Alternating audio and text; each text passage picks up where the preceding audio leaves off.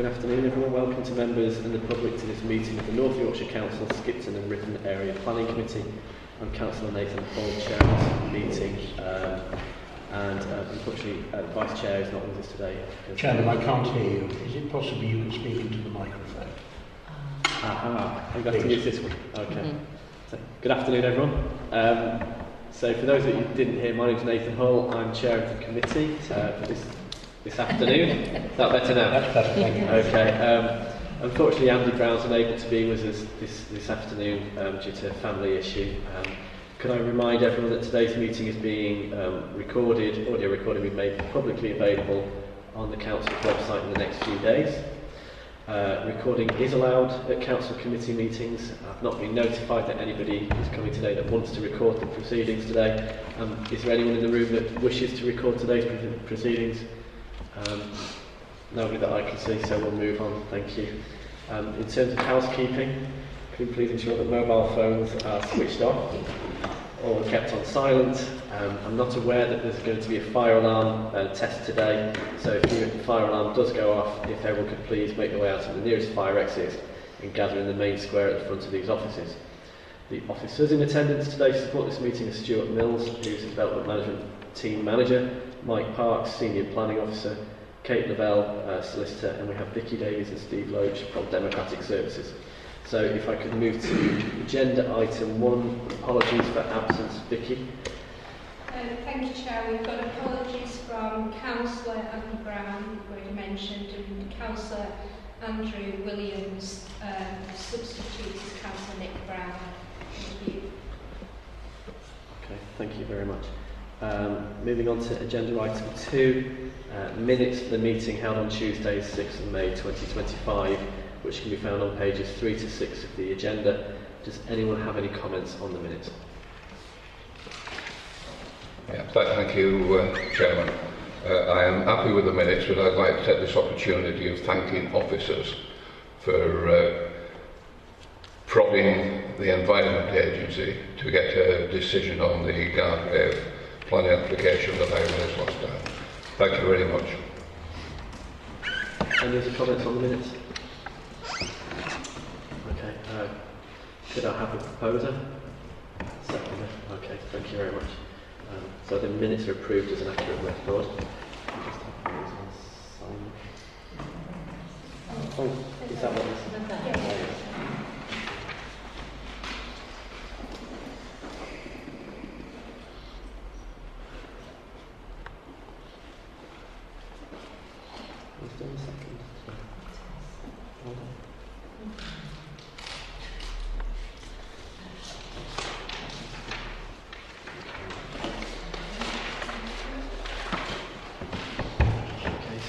Agenda item 3, declarations of interest. Does anyone have any declarations? Okay, Councillor Brodigan to start with. Thank you, Chair. Yes, I'd like to declare my interest as the divisional member for this area. Also, I have had a communication between the agent and the planning officer with regards to a clarification on the point, but other than that, I have not expressed any opinion. Thank you. Councillor Brown. Yes, thank you, Chair. I don't know whether really I should declare an interest, but I get my oil occasionally from, or more often than not, from Tate Oil.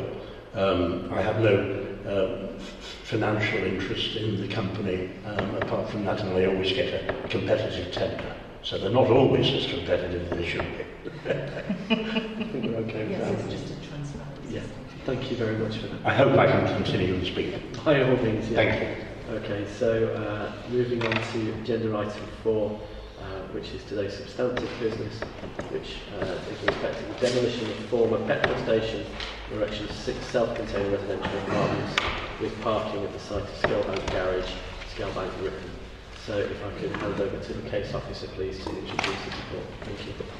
Mr. Chairman, thank you. So I visited earlier this afternoon with 5 members. It's at it's located on the main B road through the town from Paisley Bridge to Borough Bridge, that section of it. It's a former garage site, last used in the late 1990s. There was planning permission granted 2002 for 8 flats on the site. There was then a subsequent application which basically sought to redo that, which issued... Could you speak up slightly just for the benefit of Speak council? a bit closer into the All microphone. right, okay, sorry. Site is on the main B road through Ripon, the section between Boroughbridge and Pakey Bridge. The site is a former garage which was last used in the late 1990s, I believe. There was a planning permission granted in 2002 for 8 flats on the site which wasn't implemented. There was then a subsequent submission of that application circa 2007 which was finally disposed of because issues which hadn't been identified on the original came to light. And the site has basically sat as it is today in the photo, unused since late 1990s. To the left of the site, you've got listed buildings there, and the buildings beyond that are noted as being of local heritage because of their window form, so they're a non-designated heritage asset. The building to the right is a former public house, which in connection with a dwelling alongside that is now a block of flats as well. So this application on the next slide, looking down there, we can see the non-designated heritage asset adjacent to the listed building, and we've got the parking across the frontage. So then moving on to the application plans. We've got a situation here where we've got a planted area at the front to a parking area and then parking in the undercroft area at the ground floor of the property. There's also cycle storage there and bin storage within the building. And you've got access around the right-hand side of the building to an amenity area, which then gives access to the first floor. So the front elevation, there's one here which shows that planting in situ, and then on the next slide to that, we're just looking at the frontage of the building. As you can see, it's open parking at ground floor, which is largely the issue with the application. That's not characterful of development in the locality, certainly in the conservation area.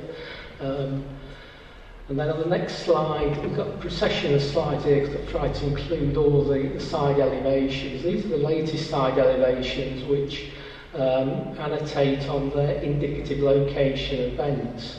That's referenced at 10.480 on the report. Not actually sure why there is a need for 2 vents in the kitchen on the side, which is the one at the top, which is the one facing the listed building when you've got a kitchen window as well. And why is the need for a vent to a bedroom when the bedroom window has got a front window as well?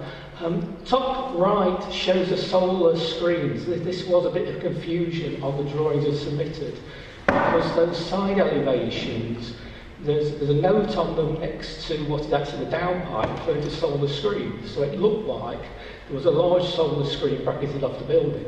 The brackets are actually those horizontal heads sticking out on the windows, in fact the solar screens. The windows actually are set back 12 centimetres, which is all right. My apologies, the report's a bit muddled at 10.38, centimetres and millimetres mixed up. But 12 centimetre setback is fine. So I say that the concerns at 10.39 concerning the solar panels, concerning the solar shades, that's shown on that drawing.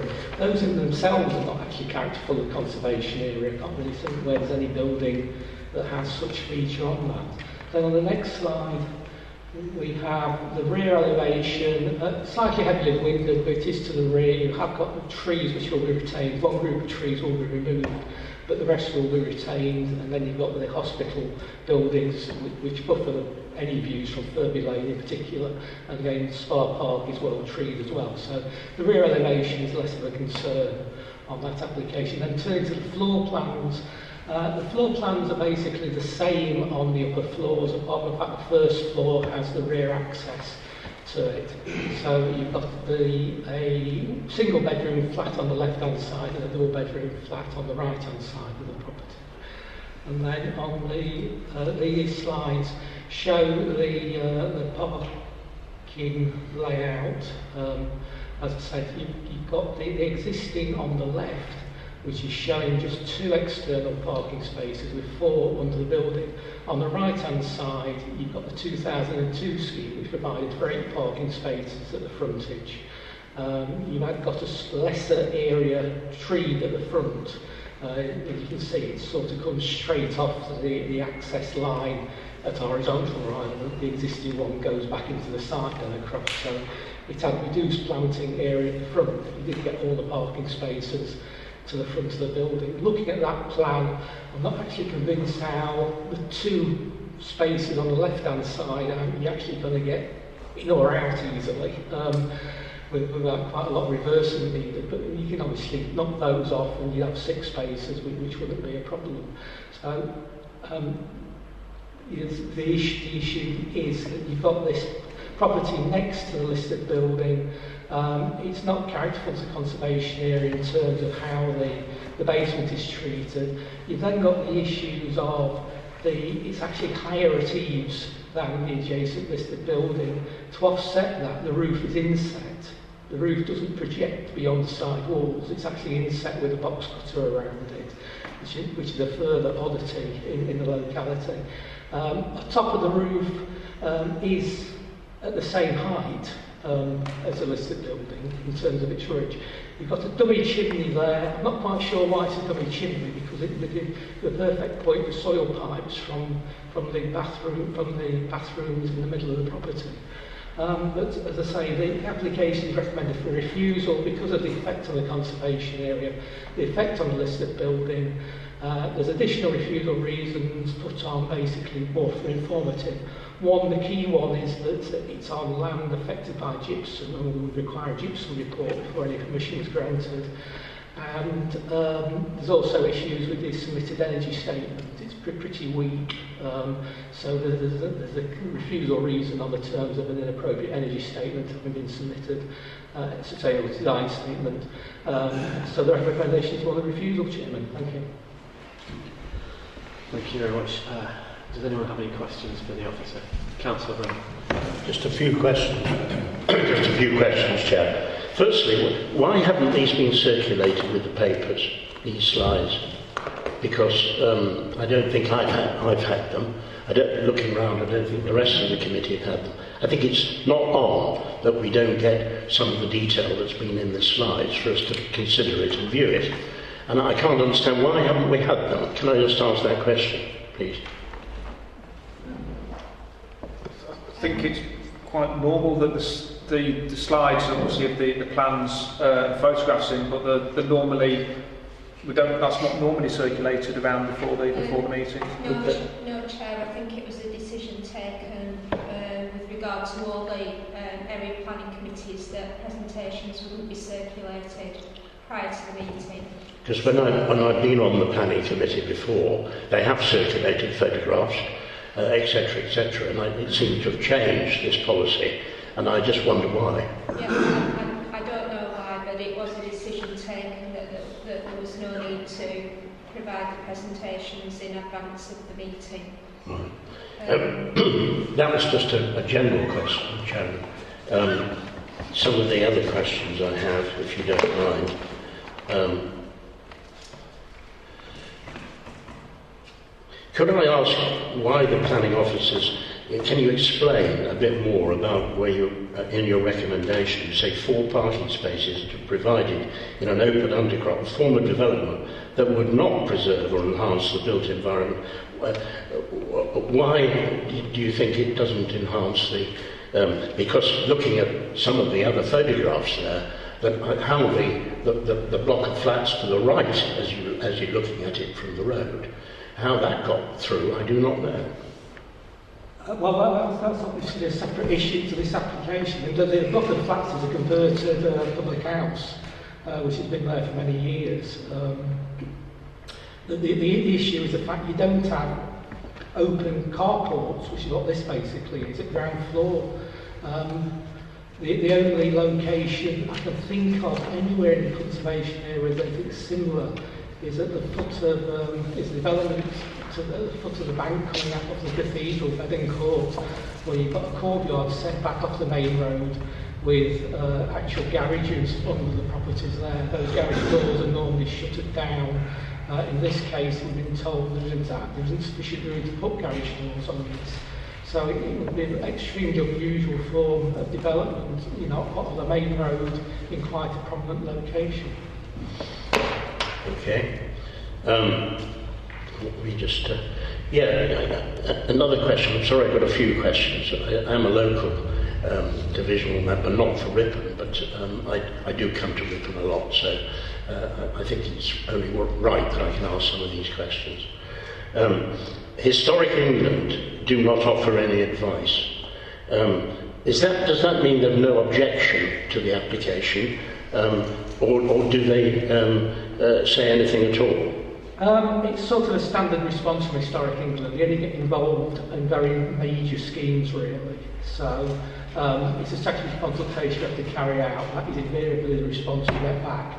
It's a bit like other agencies, like Yorkshire Water. They won't comment on one dwelling, they only comment on two. So it's a scale matter. But if they had found any objection, they would have made it, I presume. Not necessarily, no. I mean, I think it's just a case that they decided that scale of development is one that doesn't need their comment. Just further on in the report, about the housing land supply of 2.8 years in the local plan area. Can you just confirm what that area is? Is it the Harrogate Borough Council area? It is, yeah. It's the old Harrogate Borough Council. It's the local plan area.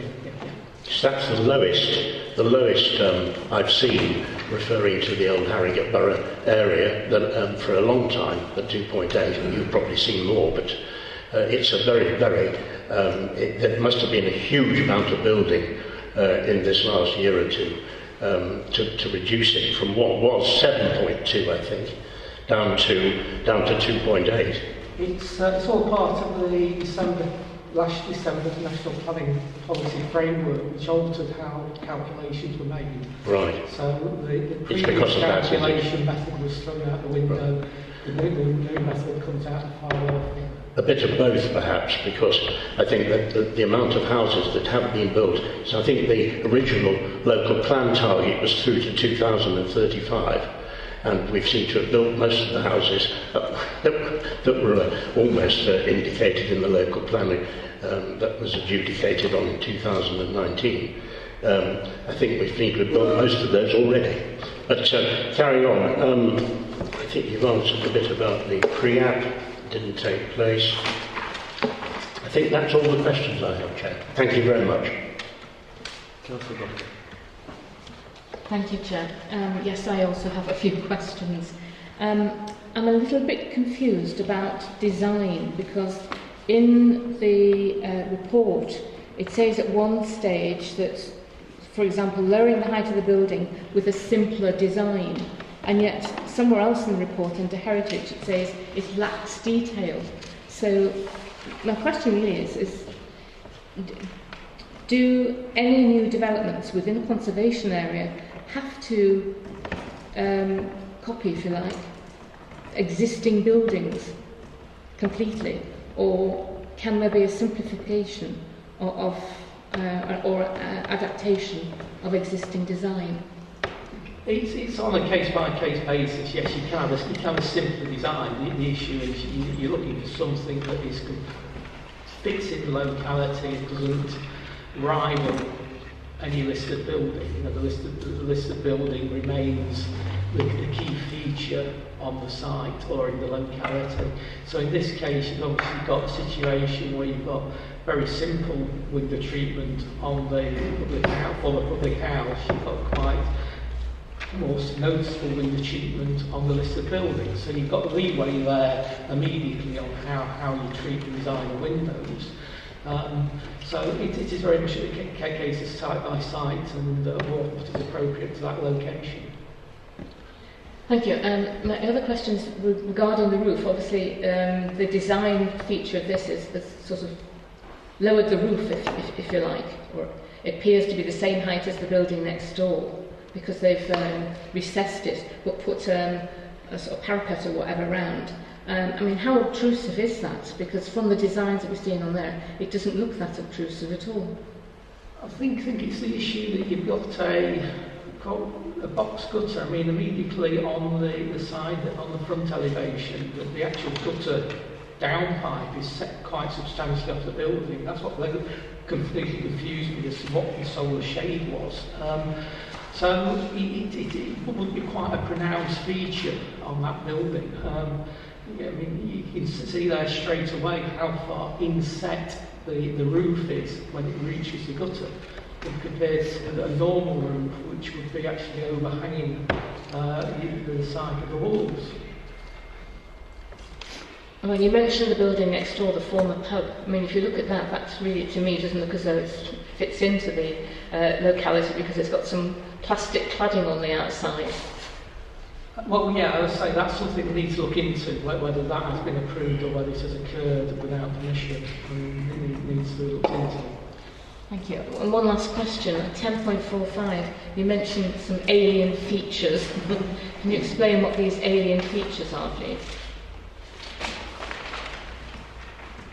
I think it's that grouping together of the carports, or whatever you like to call them, the undercroft parking, the fact the roof is inset, you've got a big gutter going round it, and now there's this issue of also the solar shades. Altogether, the features which are not respected of other properties in the conservation area. Okay, thank you. Anyone else? Are we into debate? Not quite yet. Not in the debate yet. Anyone else wish to speak at the moment?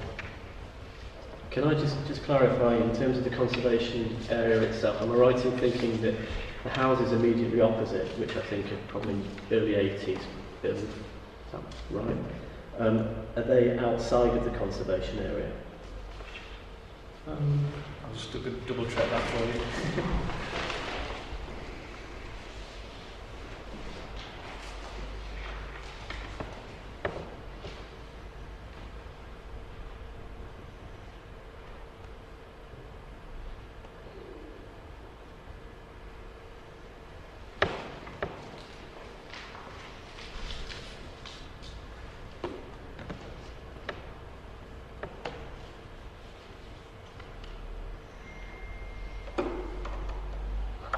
Yes.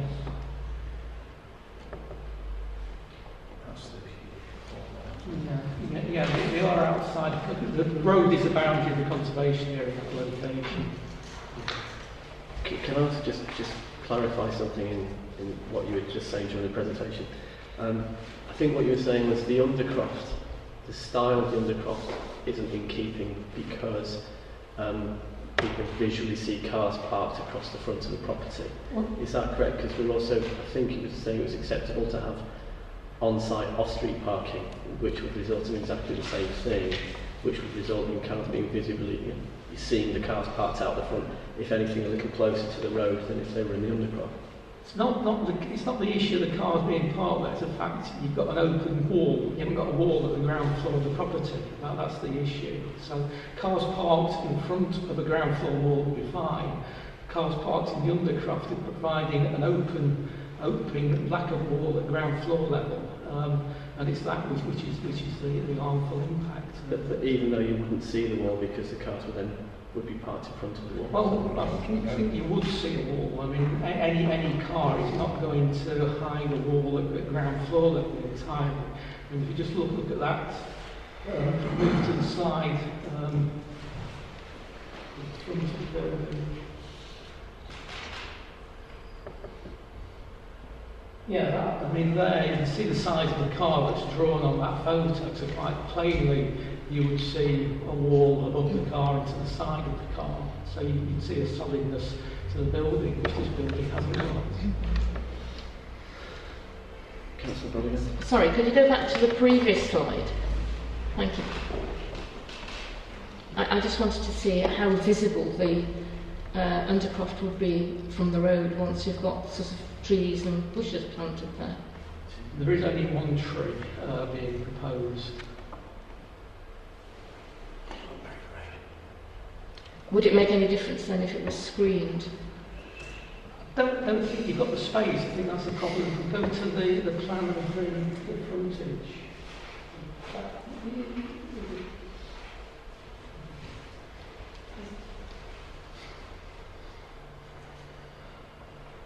Yeah, that one.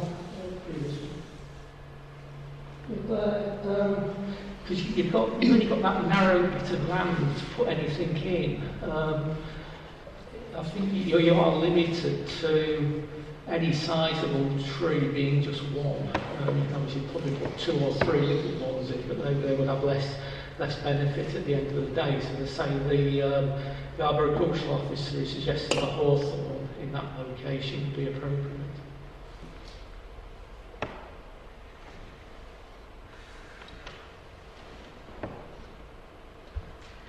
Yes, sorry, just one last. I know the agent said, or the applicant has said that they can't put garage doors on because that would make a difference. Are we talking about sort of opening out garage doors or up and over ones? I think in conservation you'd be looking at opening out ones, to be honest. You wouldn't really want up and over ones on a property in the conservation area generally. Councillor Nolan. Thank you, Chair. I'm worried about access and egress to the garage. And there's that big rectangle. Is it assumed that no cars would be allowed to park there at all? That's not identified. As you understand it, so Yeah, I'm just wondering how do cars get out and in to that? That's just an open area for vehicle movement, basically. I mean, I suppose you'll get delivery vehicles and the like stop there whilst they're delivering. Councillor Heatherton, are you wanting to come back in? You raised your hand. Did you want Are to we come to back in? debate? Not yet, no. Right, can I ask just a bit of clarification on the lack of a Skipton stability report? And the recommendation is, one of the grounds for refusal is that there isn't a report. So are we to be told that that is a planning consideration in itself and not a building regulations matter? It is. It's a requirement of the local plan that ever since the garage incident at Yorbank Terrace, which where the garage fell down and then the house had to be demolished because the house wasn't safe to be occupied. It's been a local plan policy that a gypsum report and a declaration formed by a competent person is provided. Because there's a sheer cost in that, it's not been the routine to ask applicants to do that up front. Sometimes we get an applicant who does it, but that's pretty rare. The whole issue is that we look for a situation where if there's a decision in the application to otherwise be supported, then at that point we would ask for it to be done. So it's basically basically saving the applicant the cost. If you're going to refuse the application, it's you're putting into unnecessary costs basically to ask for it. So if members were minded to grant the application, is that something that would be conditioned? No, it would have to be deferred. You'd have to defer the application for the gypsum report because it's fundamental in establishing whether the development can actually go ahead.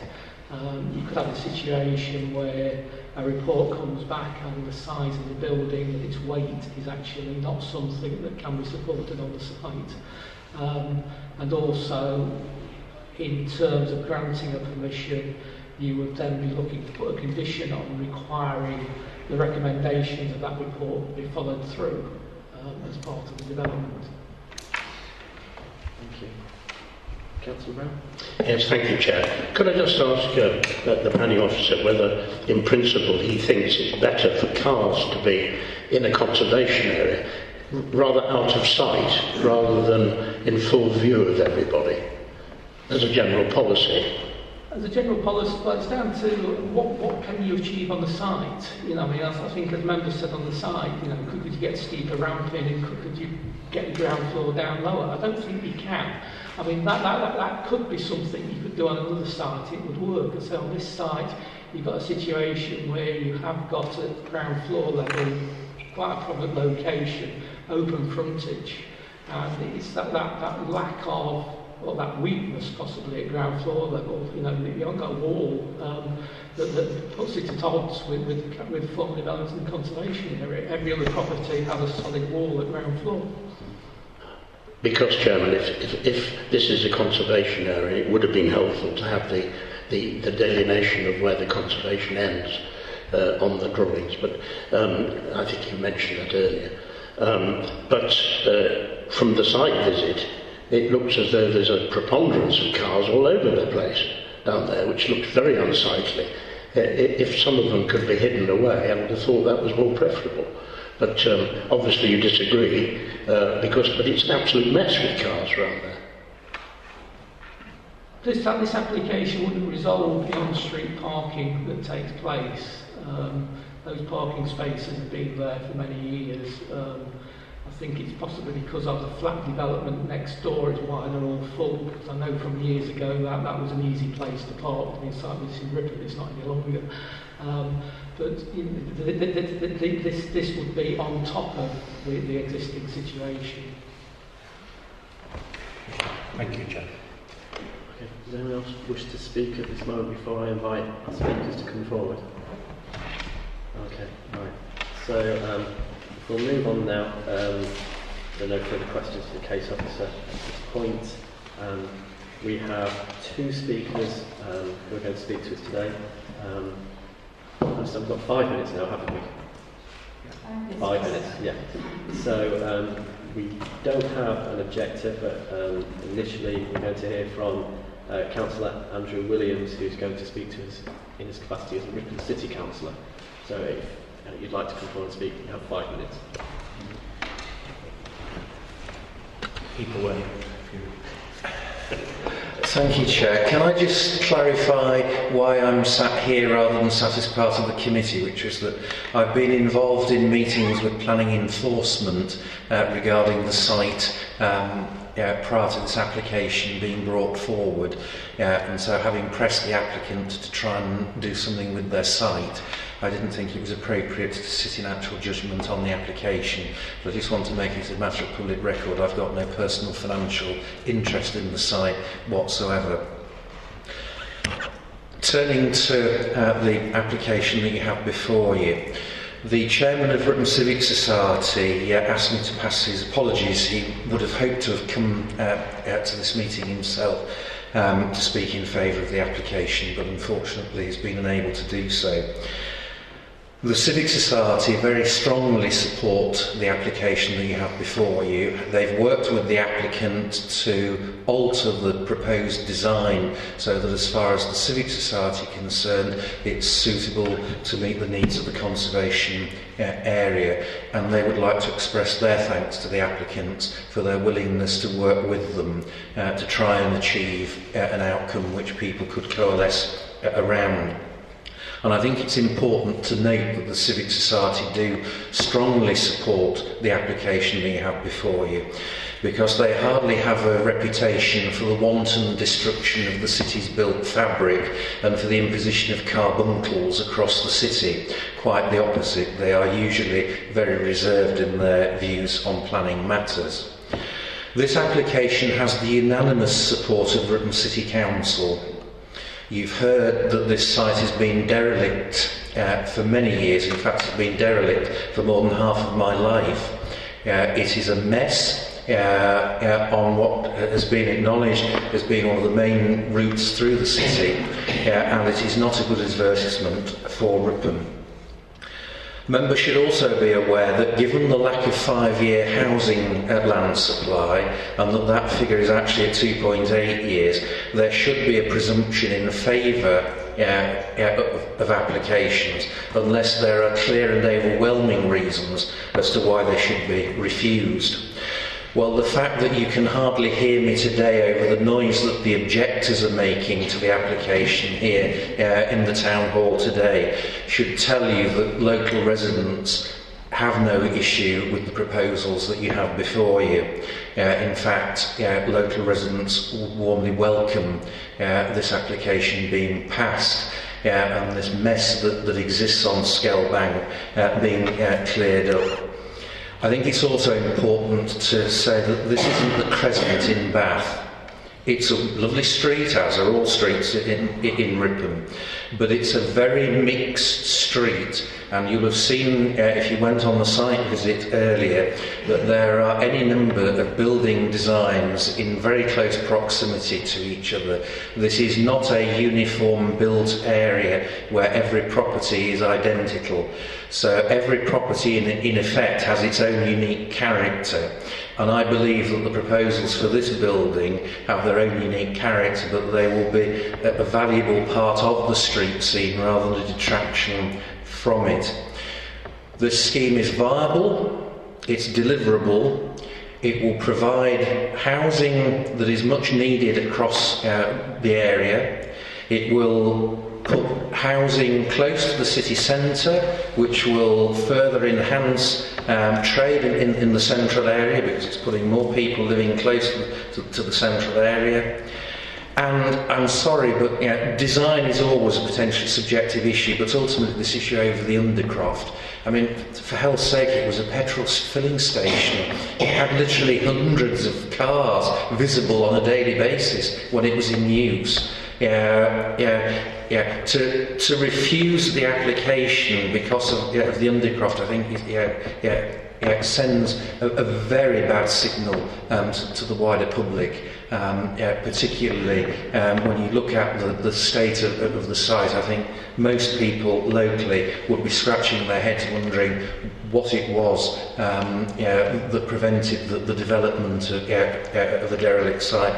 So I hope, members, on balance you will, because planning is subjective and is an on-balance matter, that you will on balance conclude that the development of this site with the proposed application we have before you brings more benefits than it does harm, and I urge you to support the application, as I say, that you have before you today, subject obviously to the conditions of having the necessary gypsum report, which the applicant hasn't provided because they didn't want to incur the cost until they were clear that there was a prospect of actually being able to obtain planning consent.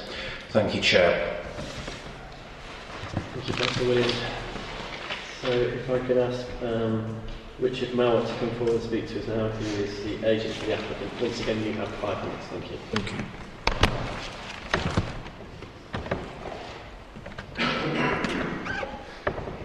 Chair, members of the Planning Committee, the opportunity to speak in support of the application is very much appreciated.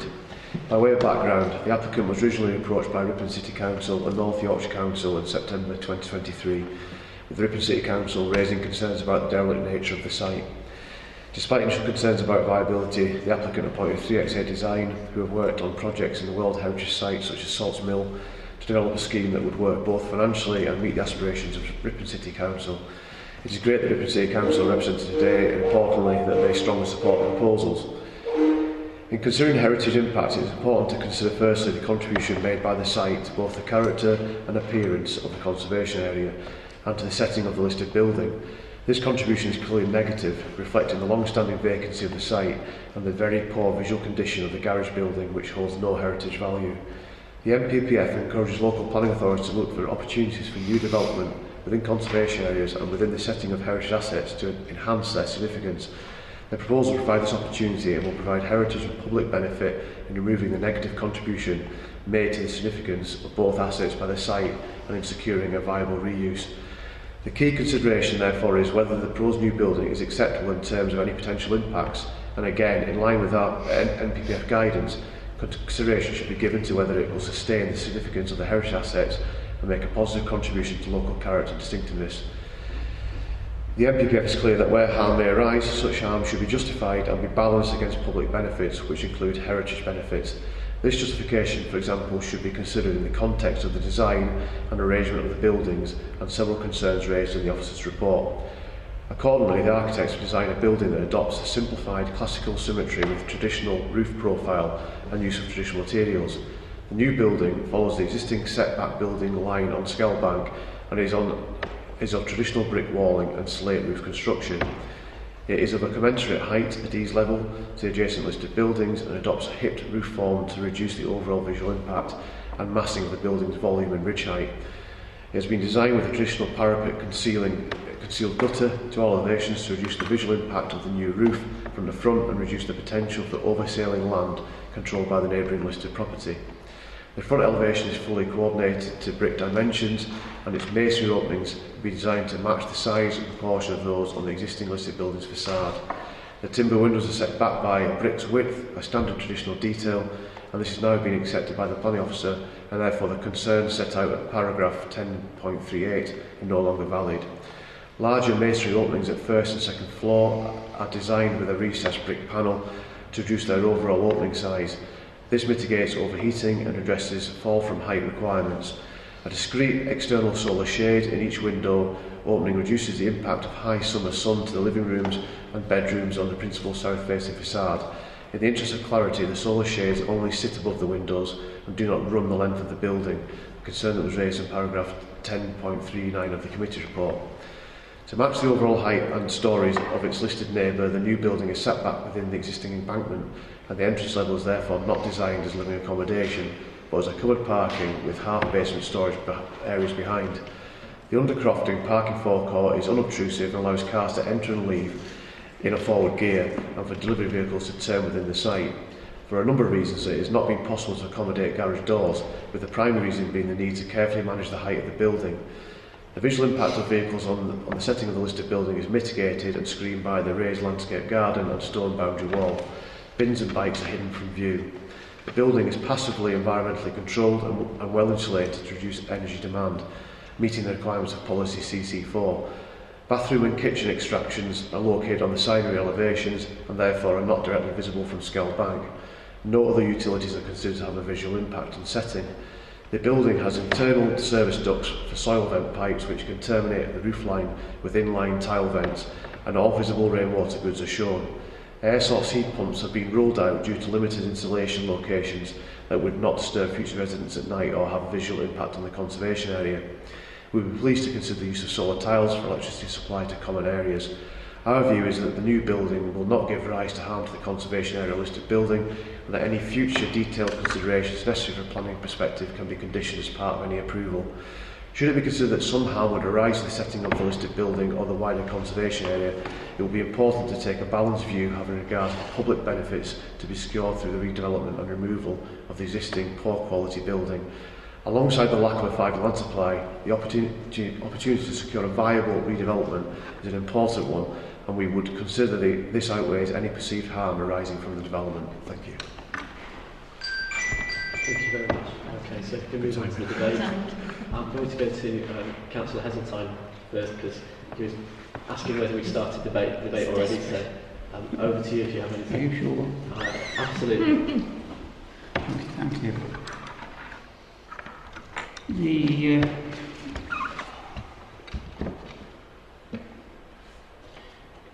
It was said in those public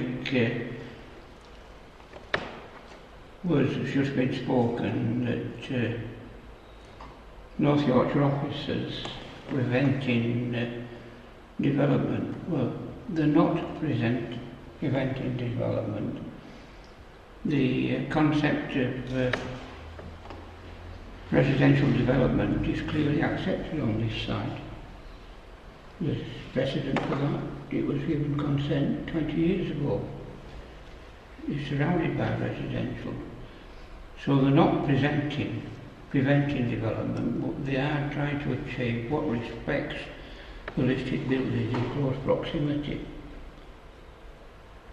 And that into such a beautiful city as Ripon has to be of paramount importance. These papers I've read 2 or 3 times since I've dropped through letterbox. Been on a site visit this morning which has just convinced me even more that the officer recommendation is right, is absolutely correct. It respects what you have to do and must do as professional officers. The design, as it says, of proposed development fails to reflect local characteristics. In answer to Councillor Brodigan's point, have all listed buildings to be absolutely brilliant? No, development that goes on round them has to fully respect the listed buildings that are there.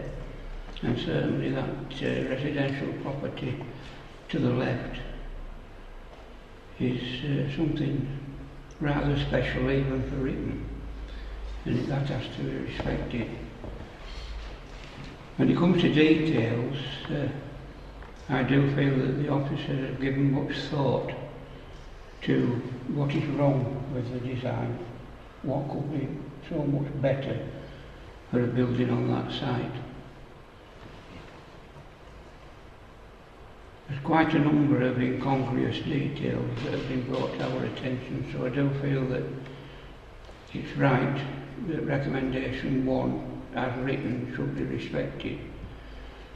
It is in a gypsum area, and we're dealing with public safety there, and that has to be, again, paramount and has to be respected.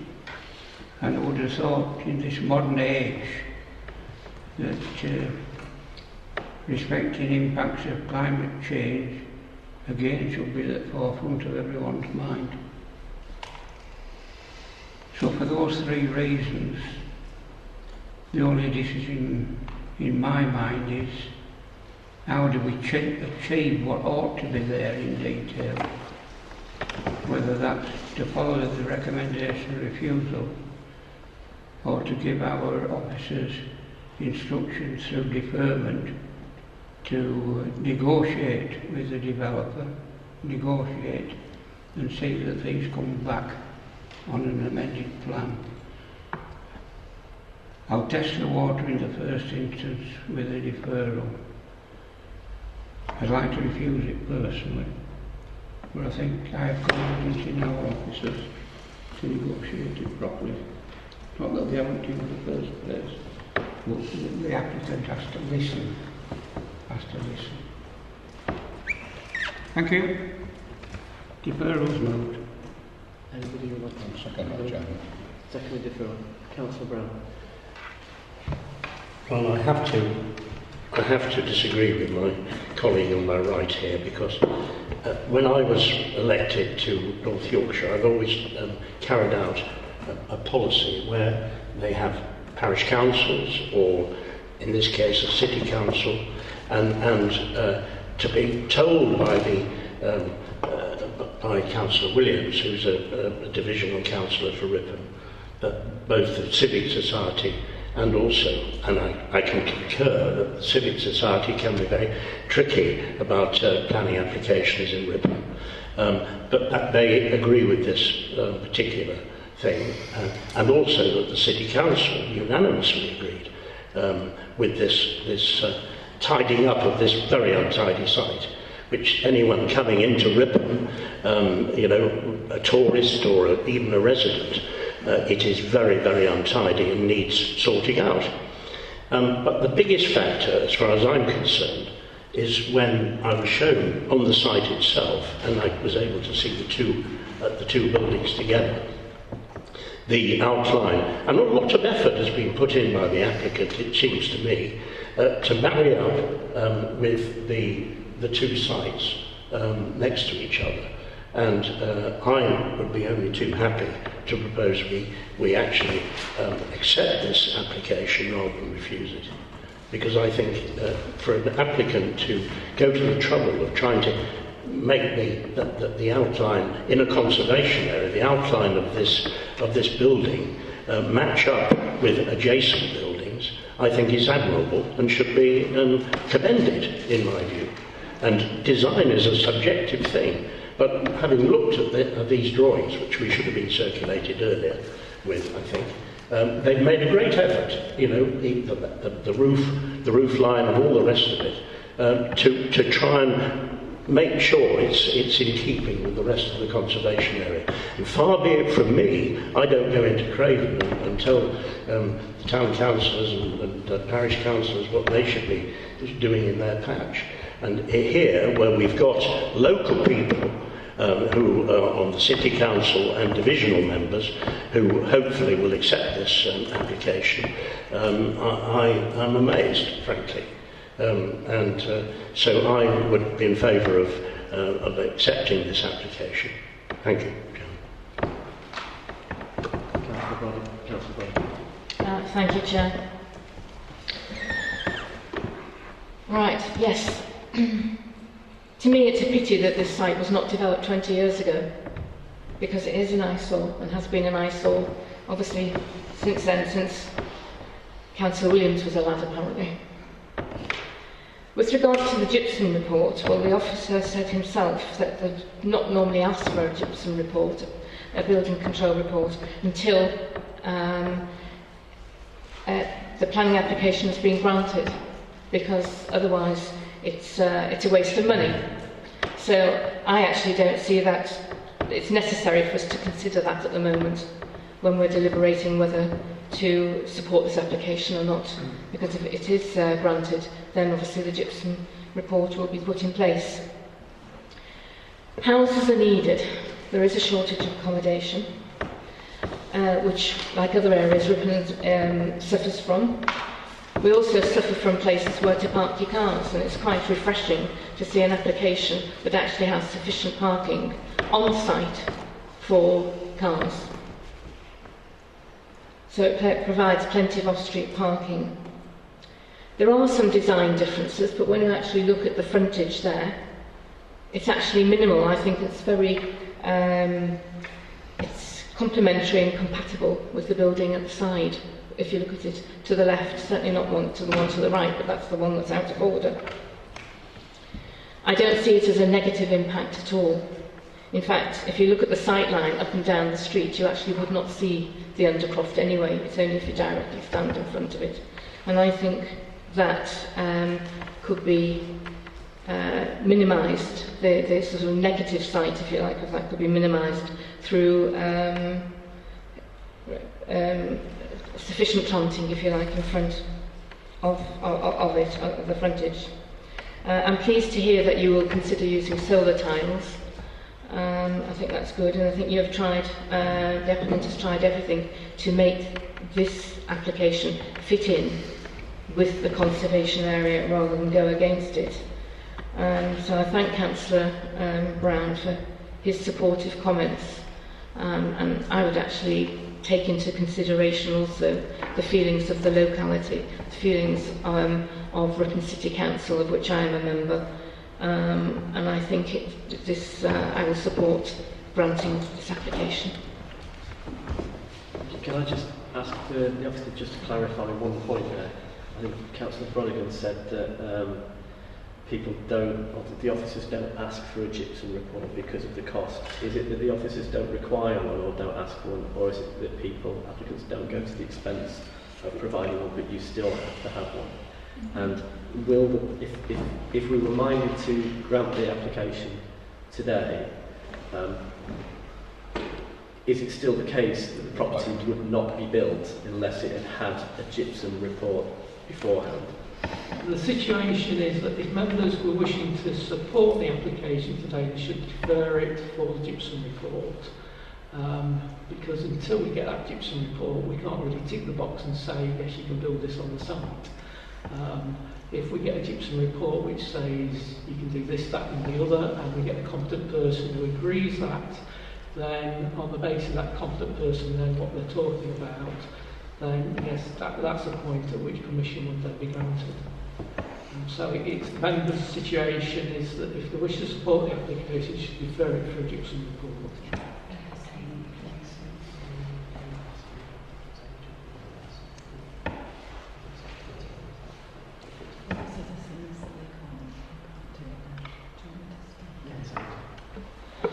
I just wanted to set out as well, you have no conditions in front of you, so it would be impossible, I think, in my view, to approve the application today.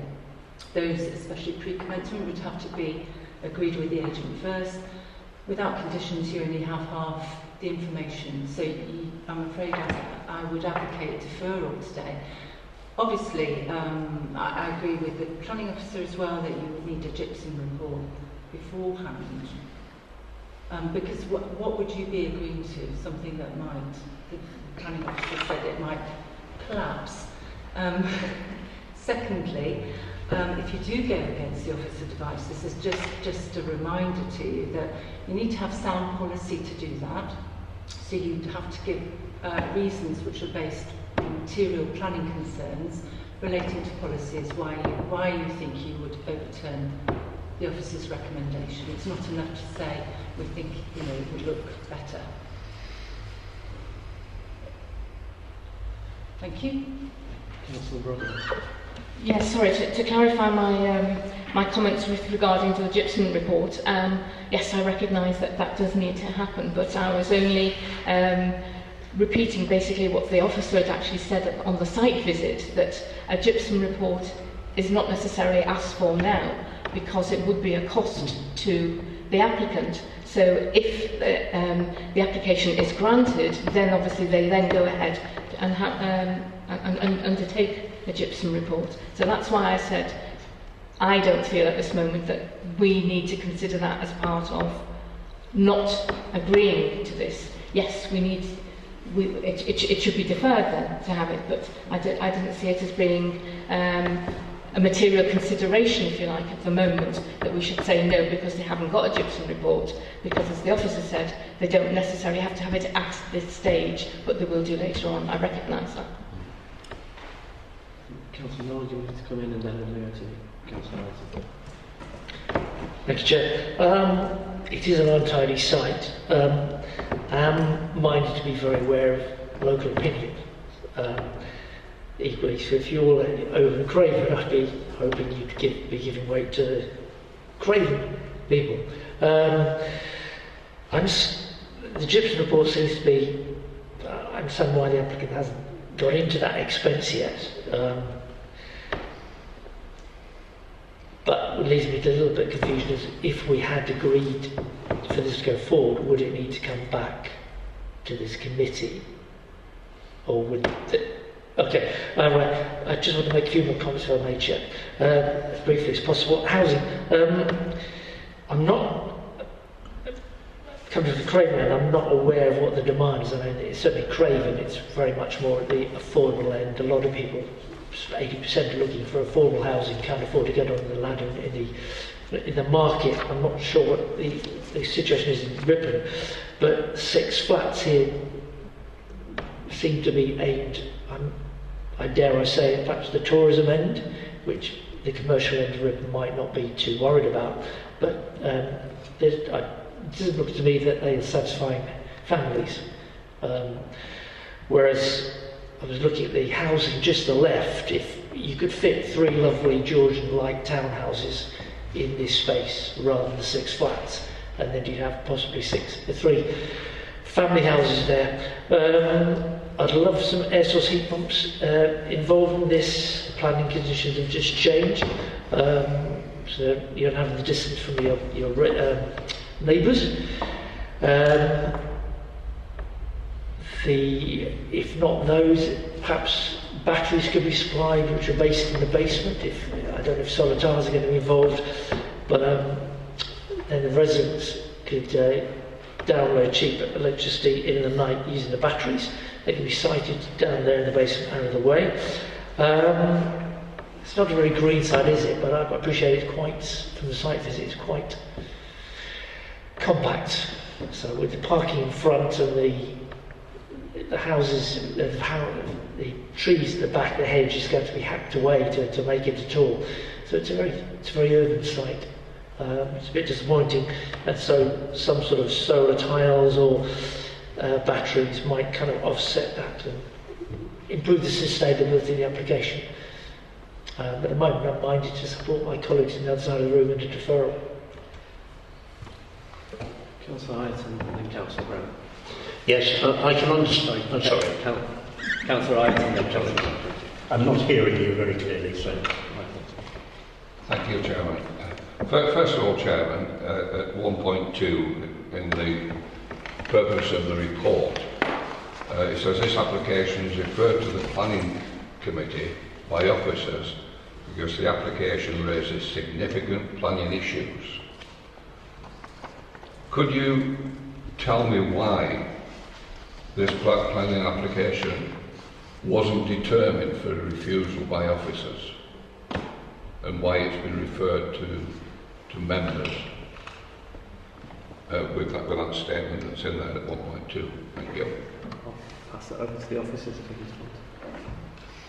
Yeah, it was a discussion as officers, because we're aware that there were, that this application raises some issues, because obviously it's location and issues at hand that we've mentioned today, and also that there was some, differing opinions over it, that we thought it should go to committee. Thank you. I'm sure there's different opinions on all applications, but anyhow, thank you for that explanation. There's absolutely no getting away from the fact that this site is an eyesore, and it's got to be welcomed for an improvement on the site. It's been derelict, we've heard today, for 20 years, deteriorating. I seconded deferment because I think, my humble opinion is that there can be a better design that the officers are looking for within this application. I think the applicant need to listen to the concerns and come to the table, and let's get an application that is the best possible application for that site in Ripon. Because it is a wonderful city, is Ripon. And I'd just like to add that I sit here to listen to applications wherever they are, whether they're in Craven or whether they're in Ripon or whether they're in Scarborough, wherever. It's the application. It is not the parish councils, the town councils. It's the application that sits in front of us. And I feel that a better application can be achieved out of this site. Thank you, Chairman.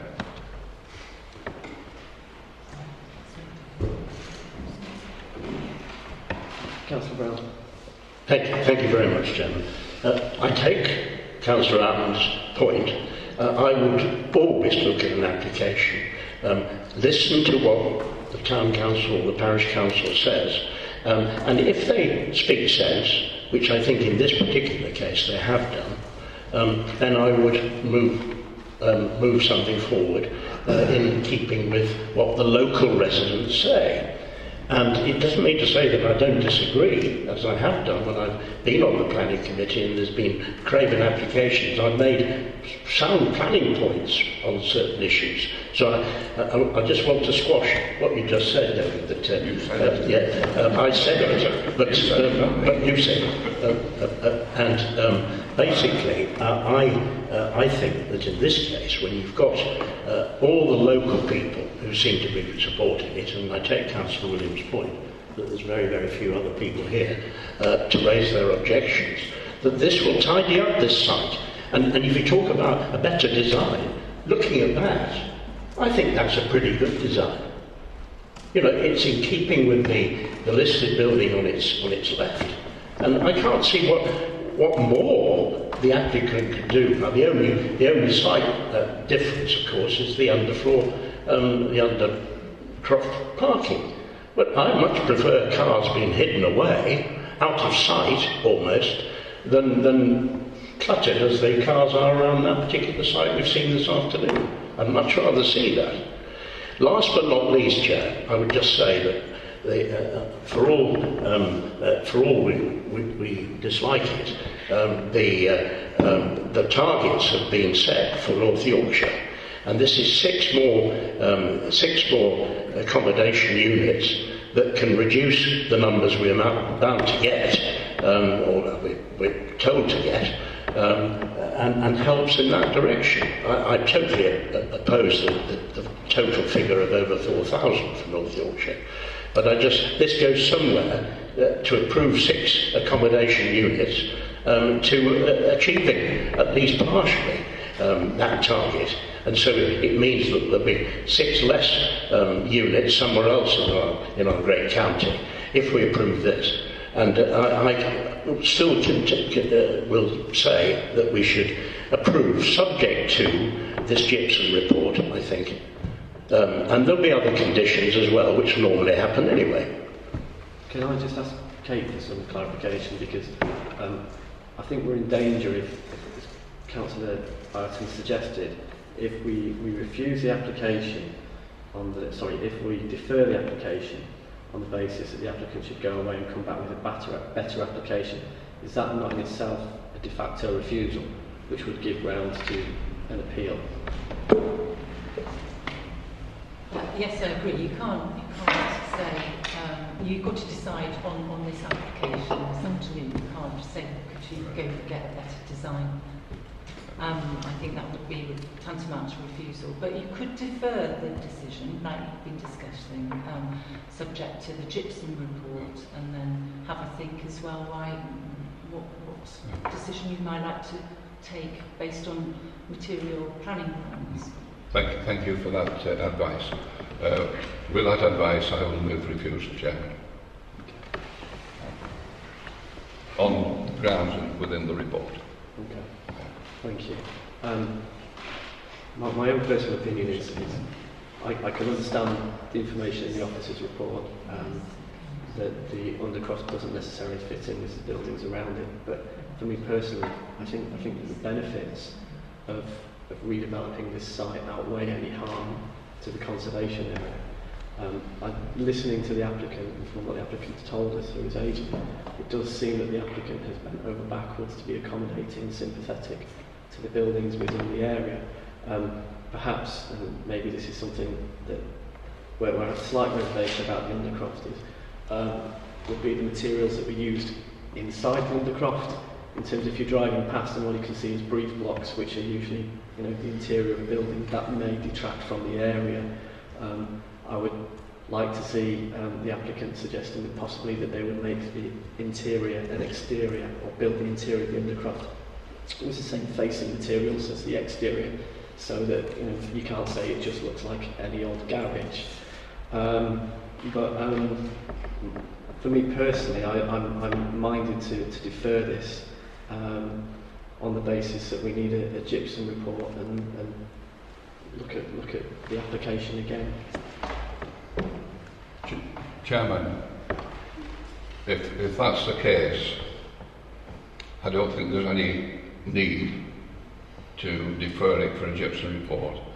Surely it is conditioned that a gypsum report is presented before it is I'm going to pass over granted. to the officer, because I think the officer has said that we have to have this prior, so just some clarification. Yeah, it's in the policy that we need the gypsum report prior to making a determination, and we've had appeals before where there's been an issue with a gypsum report either being inadequate or not there at all, and inspectors have always said it's not something that can be conditioned. The policy is clear, it should be there before the decision is made, but also it won't be reasonable as a condition, because that report that you might get might come back and say the building can't be built in this way, or maybe even at all. So the condition, in effect, in one of those scenarios, could effectively, take away the permission anyway, which clearly it can't do. So we do need a gypsum report before we grant a permission, and then the conditions of any permission can say carry out the development in accordance with that gypsum report, that we know what it is.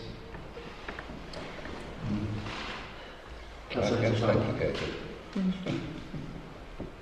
just been recollecting over recent times and many years how many times planning committees have actually deferred matters for details to be further discussed with applicants to improve the situation. There are a number of dozens of precedents on that. I doubt the applicant, knowing that they're so near getting an approval, and we're down to some incongruous details, and what, 3 or 4 of those are substantial, that I can't see the applicant going to appeal on it. So again, we've moved deferral on that basis. We need a deferral. We need a deferral. Sorry, we're just discussing about your right. Yes, we've moved a motion on deferral, and it has been seconded already, as I've just been reminded. So we have something already to vote on. Sorry, did Councillor Ireton remove his seconding and move Well, for don't refusal? I think I'll you'd stay on to moved that. I said if we can't defer, I will move refusal. Thank you. Does Now we're told we can defer. I'm saying that when we do defer, we go back to the applicant on these 3-4 design issues and just see if we can't talk that through. In good faith. Design issues. The deferral was based on can we defer so officers can negotiate a better scheme? That's what you say, Councillor Heseltine, and that was proposed by you and seconded by you, Councillor Ireton. So I can't hear you, sorry. it was proposed for deferral subject to officers going away and negotiating a better scheme. So obviously that's not really what you wanted, because you need... Well, I defer to the planning officers here, but I would think you don't go away and ask them to make a different application on a deferral, do you? I think that's a refusal. If the plan, if it's unacceptable, then it's unacceptable, and that's a tantamount to a refusal. We don't say, oh, have a think. I have seen it maybe tweaks, but I think this is quite a substantial. But tweaks would be at the discretion of the applicant off their own back. Yes, I don't think we can ask them to put in different plans. You refuse, or you can defer, or you can agree here. You defer because you haven't got the information in front of you to make a decision today. You need a gypsum report, and also, as I say, you haven't got any conditions in front of you either. If you were going to refuse it, I would want to see some proper planning reasons why you're refusing it based on policy. Now, Those are in the officer's report, aren't they? sorry, if you were going to, sorry, that's my error. If you were going to go against the planning officer's advice, I'd want to see some proper planning reasons why you'd be doing I think the point, Chairman, that I'm trying to get across is that it's not a wholesale change of the design, the scale. It's these incongruous details that need putting right. And surely any developer would welcome a discussion on that. If we can't get to agreement, it comes back. Because it's going to be deferred for the gypsum thing, it comes back and then it's decided by members. But let's at least have I think we're going round in circles a bit here. I would recommend that we approve this application subject to a satisfactory gypsum report. We can't do that, is what we're being told. What we're being told is we could defer it subject to a satisfactory gypsum report. Well, then when the gypsum report comes before... From the applicant's point of view, and I do look at that side of things as well, that from the applicant's point of view, if we don't say that we're going to accept this, they're going to waste an awful lot of money. And I just think that is absolutely ridiculous in this day and age. So what's the answer? Because we disagree. I disagree personally with the measures that the officers have put forward for rejecting this application. So I think it's very, very minor, whether it's the undercroft or what have you. I think the design factors, it's very subjective, and I personally think that's a jolly good design.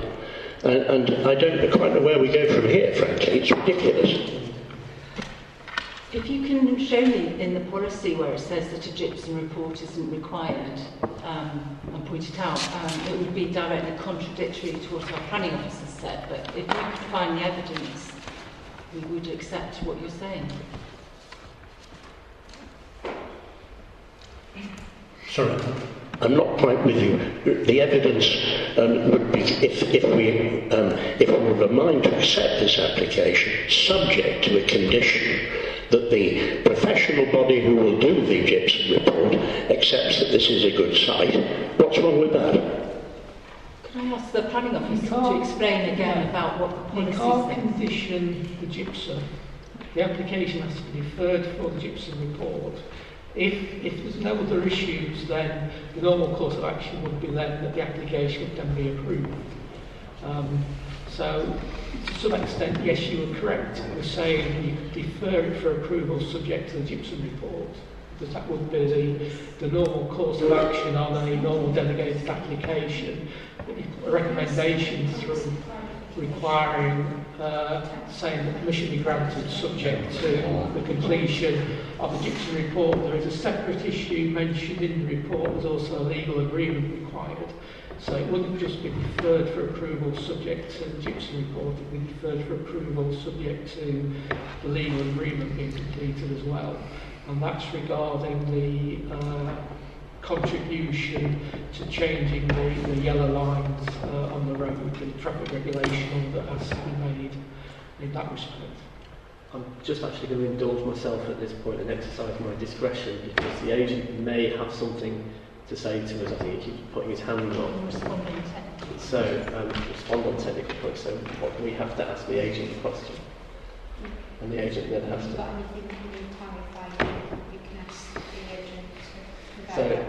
So if I was to ask the agent whether the applicant would be minded to undertake a gypsum report if this was deferred, is that a question I can put to the agent or not? Sure. It's the lawyer who's speaking, okay. I'll just go ahead. Okay. So, could you tell us why you're putting your hand up in the first instance, please? I suppose it was more of a sort of a wording point, a point of clarity really. I think historically when I've been at planning committees, if for example an application was recommended for approval, I think it was described as a resolution to grant permission subject to the provision of a gypsum report or the satisfactory signing of a section 106. So I think typically you'd probably walk away from the committee saying subject to those two elements being satisfactorily addressed, and then maybe... Thank you very much. I don't think it's a technical point, it's Sorry. just talking about how. And basically my advice was based on what your understanding of the policy that a gypsum report is required before you make decisions. Yep. Is that correct? So it's not really what happens at other committees, this is to do with policy. The policy requires that planning permission is not granted until the satisfactory gypsum report in place. So the working practice has been to make a decision whether the scheme is to be approved, and then if the scheme is then to be approved, at that point you then ask for the gypsum report, and if the gypsum report is all okay and everything, the permission is then issued. I think that's clear. Did you have another technical? Sorry, I'm not altogether clear myself actually. Are we saying that the committee has the power to grant the application subject to... No. Delegated authority with the legal officers. No, I thought that was clear that we need the gypsum report. The situation would be, and what happened in the past, the committee made a decision which they support the application. It's then deferred for approval by whoever, chief planner, whoever the department, whatever the phrase is of that year, subject to receipt of the gypsum report, satisfactory gypsum report. We've been minded to approve subject to the report. Sorry, this is where I'm going. It's because we're talking about potentially unnecessary expense and great expense to the applicant, and the concern is does the applicant go to that expense and need then to come back and have planning reviews? I guess the question is the committee saying we defer, but we're deferring it subject to a satisfactory gypsum report, but that we are minded to grant the application subject to that? No, what's been suggested is that it's minded to grant subject, but it's going to be delegated to planning officers to grant the planning permission ultimately once they get a gypsum report. Is that what you're saying? Yes. So it might be to. It's Could I not have any comments, please, from the... So it would be a question of we are minded to grant subject to a satisfactory gypsum report and decided under delegated powers by the officer. yeah, and conditions. Do you not want to see the conditions? You're happy then for all conditions to be delegated as well, because that to me is a big part of granting the permission. But if you're happy to delegate all the conditions, otherwise that's why I'm saying deferral. Then you would have all the information in front of you, including a gypsum report and the conditions which you could comment on. It's quite a big thing to... Chairman, can I just make a comment that was... Perhaps the gypsum report would add further information for you as well. It's up to you, obviously, as planning committee members, so you have two options, but if you deferred, you'd obviously be able to make a proper decision on all the facts and the conditions. I'm just going to go to Councillor Brown and then... Yeah, we seem to forget that we have been told by the planning officers that there's a 2.8-year land supply. And you, I think, said, Chairman, that what the position was on an appeal, or maybe it was the Council's legal officer. But if this went to appeal, I am worried about the costs on the council. It's normally the other way round, actually. But if we are on a hiding to nothing on the 2.8 land supply, then if the applicant went to appeal, I worry about it. So appeal costs are not a material consideration. Well, however, it is good to mention that it focuses your mind on the decision that you're going to make. So it normally kicks in when you're making a decision against officer recommendation. So here, the officer's recommendation is refusal. However, if you want to go against that, then you'd have to have a proper policy planning reason to go against that. You can't. And then that's usually when you're open to challenge if you don't have a reason.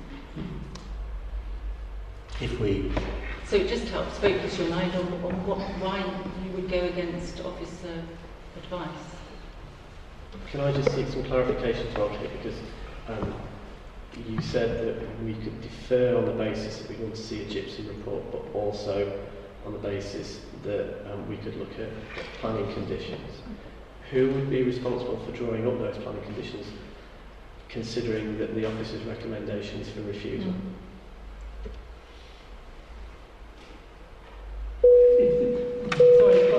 Sorry, wrong button. If members were wishing to approve the application, then officers have a duty to draw a list of conditions up. It's a simple answer to that one. But I think what we'd have to do with I think you mentioned it, Kate, if there were any pre-commencement conditions, we'd have to agree the wording of those with the applicant as well. That's normal practice. So there's quite a bit of work to do and quite a bit of information missing for you as a committee. I'm still confused about who's drawing up any planning conditions, because there's pre-commencement conditions that you're talking about, and as I say, is it right and proper for the planning officer to draw those up, because planning officers recommended refusal, and what you're asking us to do is, I think we've been told that we can't defer on the basis that we're minded to unless we draw up the conditions now, and then you said that if we do it on that basis, then the planning officer is solely responsible for drawing up those conditions. So I'm really confused about who draws up the conditions and when. I don't think there's any confusion. It's quite proper that you can defer, and the planning officer can prepare conditions. It has done before. It doesn't mean anything. It just means that you can go on and make a decision at the next committee.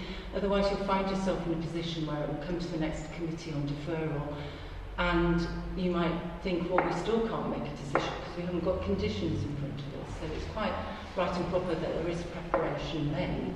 But it shouldn't affect the decision ultimately of the planning committee. I can't see any impediment at all.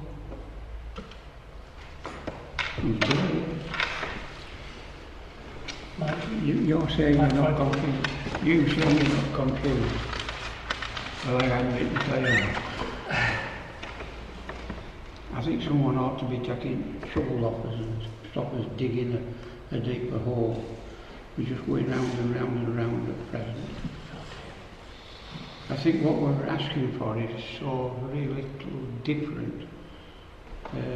Those that have moved deferral to look into these design details, and the details are not that many.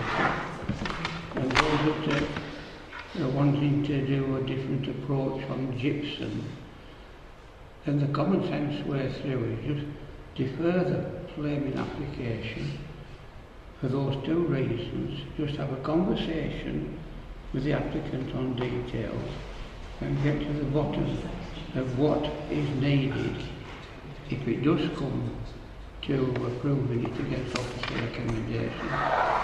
What those reasons for going against would be, which is normal practice in the planning committees actually.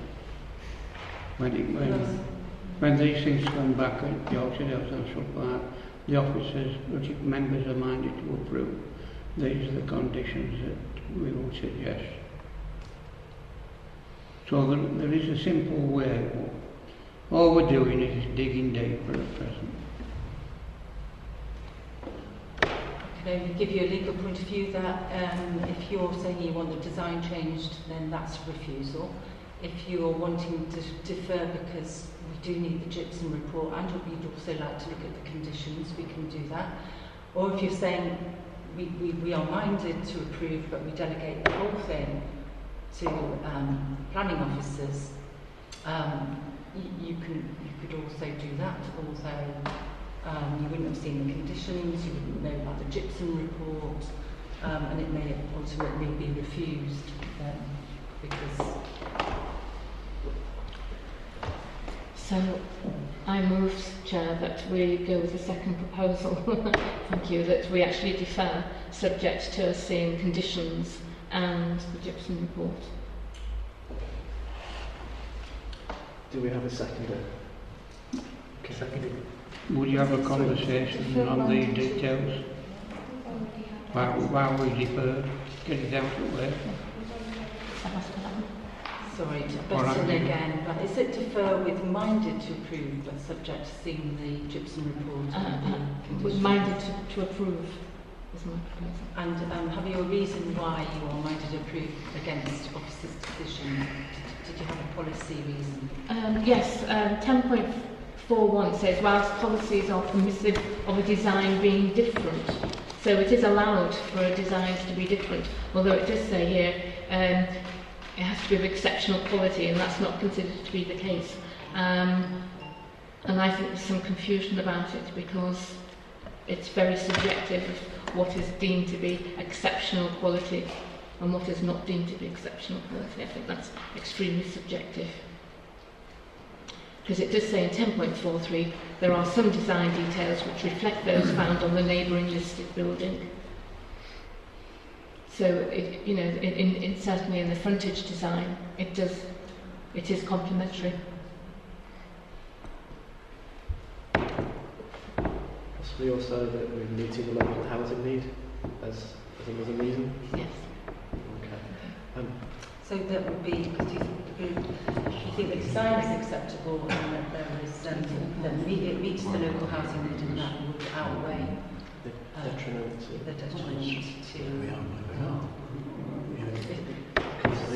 Yes, in your opinion.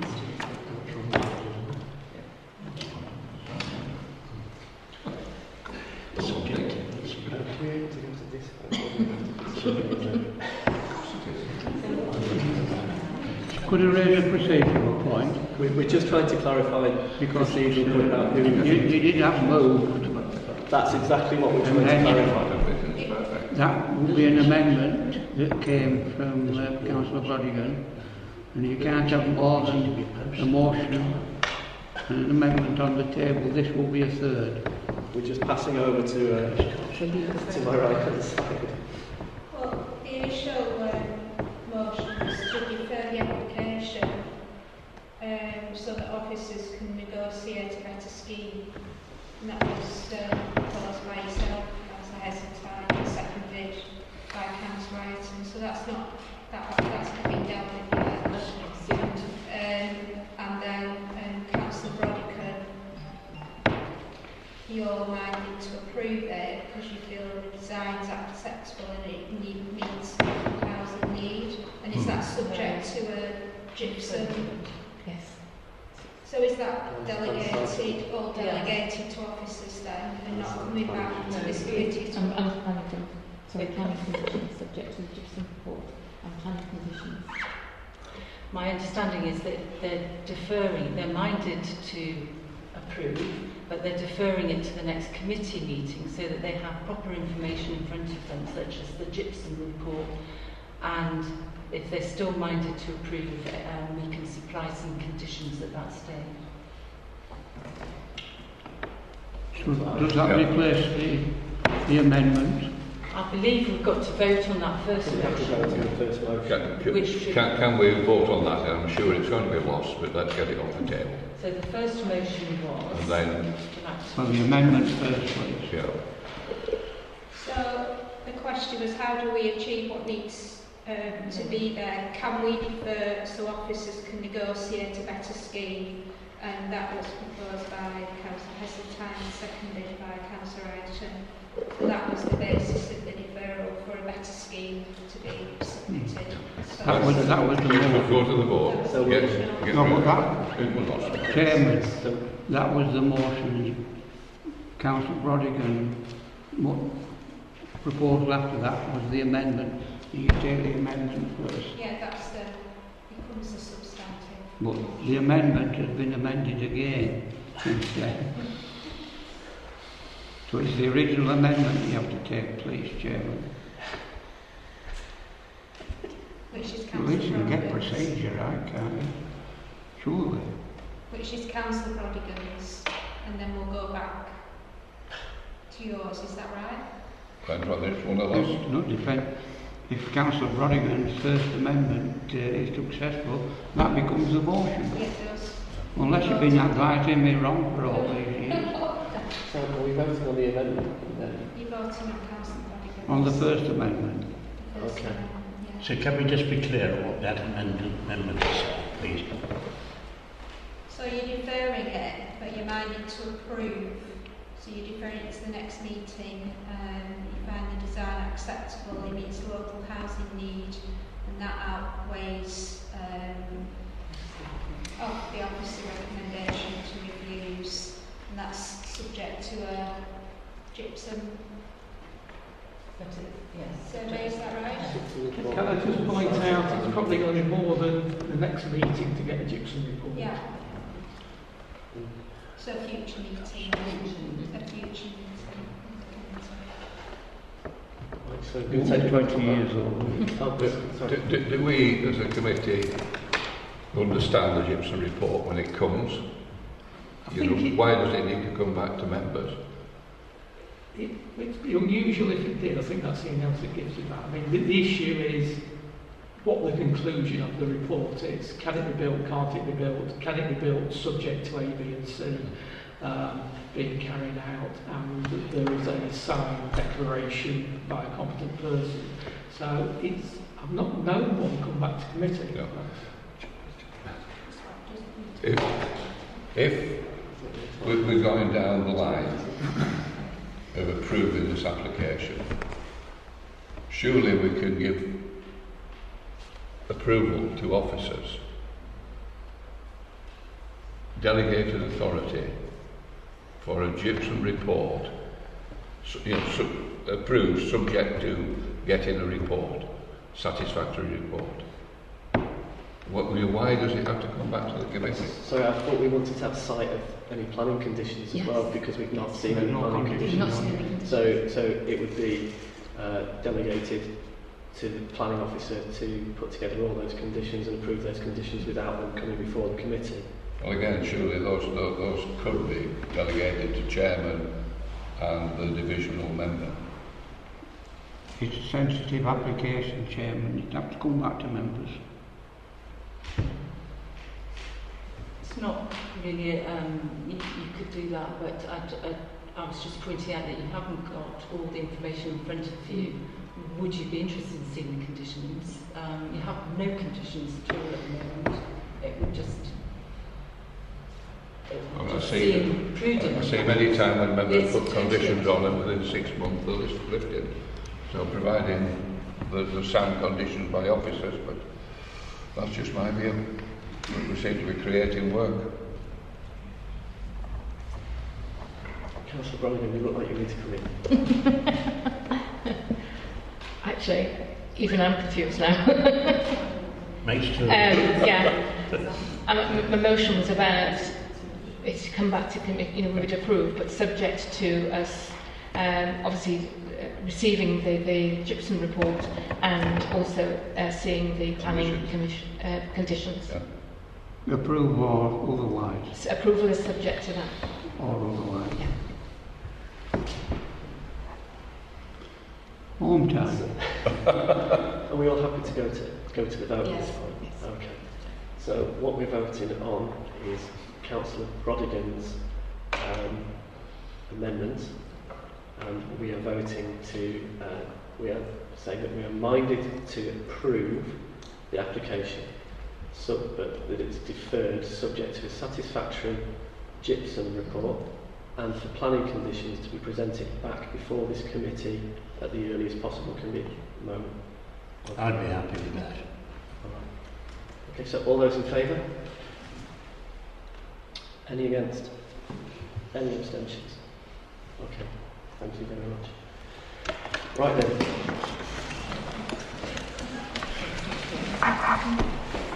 That was heavy going, wasn't it? Okay, so if we move on to agenda item 5, any other items of business? No other items, so the date of the next meeting is scheduled to take place on Tuesday the 1st of July 2025 at 1 p.m. at a venue to be decided. Thank you ever so much for your patience. Thank you.